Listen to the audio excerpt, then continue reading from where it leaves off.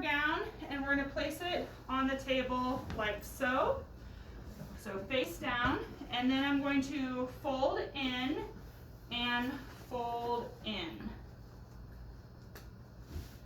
Next, we're going to take this out, and you can kind of see creases on it so it's a little easier to follow, and fold out. All right, and then we're going to take this gown and we're going to fold it about halfway to about a third down. Then we're going to take our arms and then we accordion fold these in like so. Accordion fold this in, and then we're going to take this back up. You want your collar slightly above that first crease, and then I'm going to accordion fold down and down. I don't worry about the strings so much, they'll fold in together.